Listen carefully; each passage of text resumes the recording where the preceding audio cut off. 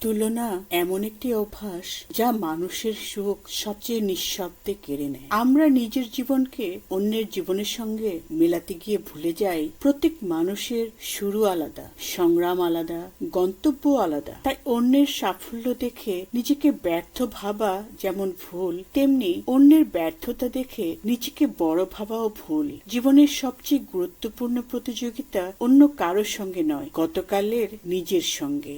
একাকিত্ব মানে একা থাকা নয়। অনেক মানুষ ভরা সংসারে থেকেও একা, আবার কেউ একা থেকেও শান্তিতে থাকে। একাকিত্ব শুরু হয় তখন যখন নিজের অনুভূতিগুলো কারো কাছে আর নিরাপদ মনে হয় না। ধীরে ধীরে মানুষ কথা বলা কমিয়ে দেয়, হাসিটাও অভ্যাস হয়ে যায়। তার ভেতরের কষ্টগুলো নীরবতার কাছে জমা রাখতে শিখে। সবচেয়ে কঠিন একাকিত্ব হলো যখন চারপাশে অনেক মানুষ থাকে, তবু একজনও থাকে না যার সামনে নির্ভয়ে নিজের মন খুলে রাখা যায়। তাই মানুষ শুধু সঙ্গ খোঁজে না, সে খোঁজে এমন একটি হৃদয় যেখানে তাকে ব্যাখ্যা করতে হয় না, তবুও তাকে বুঝে নেওয়া হয়। সব সম্পর্ক বিশ্বাসঘাতকতায় ভাঙে না। অনেক সম্পর্ক ভেঙে যায় কারণ একজন ভুল করে আর অন্যজন ক্ষমা করতে শেখে না। অথচ মানুষের আসল পরিচয় তার ভুলে নয়, বরং নিজের ভুল বুঝে নেওয়ার সাহসে। যে মানুষ আন্তরিকভাবে বলে আমি ভুল করেছি, আমাকে ক্ষমা করো, সে নিজের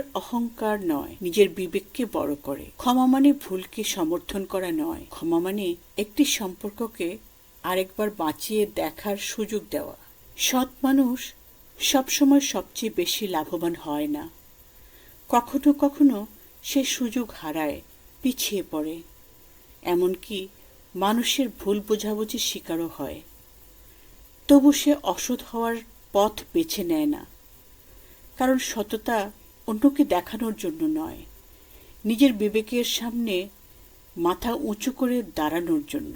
জীবনে অর্থ, ক্ষমতা আর পরিচিতি একদিন আসতেও পারে, চলে যেতেও পারে, কিন্তু একবার সততা হারিয়ে গেলে আয়নায় নিজের চোখের দিকে তাকানোই কঠিন হয়ে যায়। সৎ থাকার সবচেয়ে বড় পুরস্কার মানুষের প্রশংসা নয়, নিজের ভেতরের শান্তি।